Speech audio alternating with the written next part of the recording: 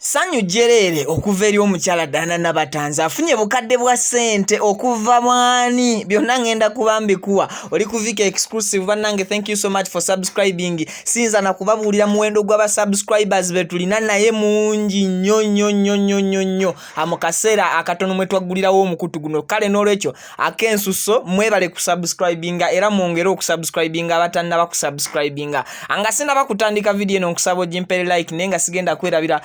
kujjukiza nti Biva Organic akugamba gwe natawanyizibwa endwadde ez'enjawulo. Tokkiriza kugenda mu mwaka mupya na ndwadde nkadde. Bannange endwadde tuzireke mu mwaka gwe tubadde mugenda ku Access Building Lubaga Road mu ba Biva Organic bakujjanjabe nga bakozesa eddagala ery'obutonde. Kale n'olwekyo Dr. Richard Senjo bakuyitera kukoola gwe wenna atawanyizibwa obwasumbuyibwa endwadde yonna eya buli kika agenda kuba akujjanjaba gy'atasobola akugamba takumalira budde bwo akugamba nti aye negenda kola bweti obe negenda kola bweti. Asangibwa ku Access Building eddagala lyonna lweriri abakyala we mugende eddagala akammwe gyekali abasajja gyekali abaana buli kimu kwegamba buli ddagala Dr. Biva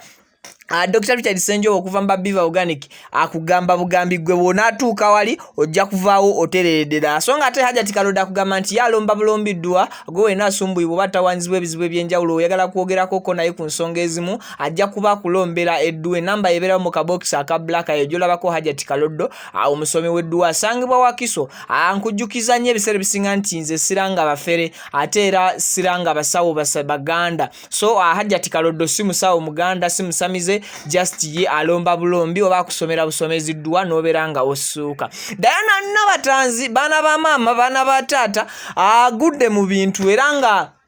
webwazibidde olunaku olw'eggulo saakoze story eno neŋŋamba nedda kanjibawe kati nga afunye obutitimbi bwa ssente obwazenga ekirabo. Kirabo kino oyinza okwebuuza kyavudde wabangi ba social media in-laws amanyi nabagamba sikola story etasaturatinze kuva mu bantu ng'abo ba social media in-laws abavudde ne batandika okubeera nga bo basooka kukikuba. Dana Nabatanzi yagudde ku musama era n'amuweereza ensimbi butitimbi mbu taliiwo wano mbu n'azimuweereza just yakoze bukozi surprise konze Viki wawe nja kukola research owanga amala era tukyali awo ne tulaba abalala ba social media in-laws era bakalubungeesa nti Dana Nabatanzi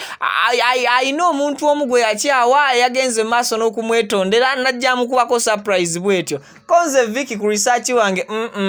mpulira n'oyo tammatiza. Kale mu luvannyuma ennyo okukola research owange ifenga kagambo kaffe ifenga Viki exclusive ne tukizuula nti mwana muwala Dana Nabatanzi abambi yaweereddwa surprise oba yakoleddwa surprise mu Luganda kyeki okwewuunyisa bamwewuunyisiza kanjogere mu Luzungu Oluganda luzibu Dana Nabatanzi bambi ne bamusurprisinga n'amatiribo nag'ekirabo era ng'ekirabo kibadde kisibiddwako bwebiri ebiri. Awo muyambuuziza nti Viki nga tonnakola story eyo njagala obeere open gye tuli sente ezo zaabadde mmeka ngenda kubamba buulira zaabadde mmeka naye kansooke nkubuulira ekirabo gye kyavudde. Ayina foundation emu omukyalo ono Dana Nabatanzi bambi gyagenda maaso n'okuba ng'alabirira akati mwe mwavudde ekirabo kino ekyamuweereddwa era nga bwe weetegereza ekirabo okusinga kiriko Nabatanzi Foundation. So Nabatanzi Foundation ekirabo kino aje kyavudde bambi nekibeera nga kimuweebwa abamu mwadde mu bamanyi ba social media in-laws batambuza butambuza akifaananyi kino ekya Dana Nabatanzi ng'akutte receivings ekirabo kino ekya ssente ekimuli kya kati manna Viki Oluganda lwa Ssaabasajja toluwonoona kati bwe ŋŋamba ekimuli kya ssente mba njogedde Luganda ky'Abaganda mu mpabule luba lufu olwo ekimuli ekyakoleddwa mu ssente olwo lwe lulimi Oluganda Viki olabika atusoma Oluganda anyway. So ekimuli ekyo ekyakoleddwa mu ssente ba social media in-laws abasinga kye batambuza oba abantu bonna ab'enjawulo ku mikutu emigatta abantu naye ne beerabira nti wabaddeyo surprise gifts endala ze bamuwadde okwo kwabadde cake eyo gy'olaba basinga ku bo tebagitambuza kozi nti babadde n'ebigenderwa by'ebigambo byabwe babadde baagala okubatuusaako abo ababagobererera ababawuliramu ebigambo ebimu mu Luganda luzibu bizibu. So Fenga Viki exclusive wetuba tukola research bawe tukwa tukola eggolire tuli kutuseko atumala kakasa nti details etukuwa ku story yo zezo engeri ekiri nti tetuleeta muntu oyo wano aberenga ye enyini atubuliro batunnyonnyola kati bwe tubuleeta information yonna tumala kakasa nti tujekakasaamu akatonotono oba okwekakasiza ddala bwe tuba tetujekakasa era owulira bweba yavudde mu bigambo atukugamba mbu kati eno teriiko mbu so Dana Nabatanzi bamuwadde surprise gifts almost ziri 2 abamu bamuletedde ekirabo ekimuli ekikoleddwa mu sente era nga bubadde bwebiri ekibuuzo kyoyina nkimanyi oyagala kumanya zaabadde sente mmeka kakkana soko we video eno like nze nkuwulire kirabo ekyo kyabadde kizitowa sente mmeka obwo bwebiri and then ne bamuwane cake eyo gyolaba yabaddeko obugatto obulungi obugatto amatiri bonna mu lulimi oluganda kyosobola okuwogera ekigambo ekifiitingawo akwabaddeko necklace eyebbeeyi of course mwenna mukimanyi bulungi nti omukyalo oyo Dana Nabatanzi ayambala ebintu bye nga class mutindo so andooza cake eyo kyebadde representinga oba kyekifaananyi kyebadde gezaako okujja nenga si mazaalibwa ge nti oba birthday party gye babadde ba celebratinga nedda atayina any achievement nti oba wabaddewo akabaga n'abaako ebintu byatuukako ne bamukolera surprise party eyo I mean surprise gifts sezo nedda ijabadde zabadde gifts oba byabadde birabo okuva mu Nabatanzi Foundation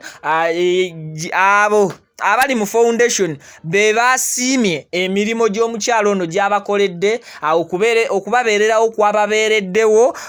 nga bo mu foundation ne basalawo bamuwe ekirabo ekyo ekimwebaza that's why olaba ka smile akenjawulo kwako kobadde otera okulaba ak'omukyalo oyo Dana Nabatanzi akabulijjo kati mbawa ansa y'ekibuuzo kyammwe ddala Viki mwabaddemu sente mmeka mu kimuli ekyo ekyakoleddwa mu bwebiri ebirabo ebifaanananga bino mubizenga mubiraba naye nga mumbuuza ekibuuzo kingi ekibuuzo ku nsonga ya sente eno mmanyi wentuuka awo nange kati oluusi nyiza okunanaagira kankuddemu nga kati ebigambo byange mbitaddewo busimbalaala ekikyamate mu nkuba Viki gwe mubuuza obwo bwebiri saawa zino naye munnakyalo tamanyi mwabaddemu sente mmeka ateebereza buteebereza kati ffenna tubalire wamu akebiri ate ekifaananyi kikyuse tubadde tukobye ku bwebiri bumeka ako kebiri kino kyekifaananyi ekinene akebiri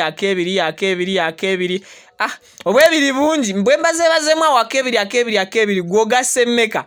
mukirabye ffenna twaggwa mathematics kyokka mwesiganze Viginius at the songwriter at Genius Productions. Don't forget to like this video and to subscribe.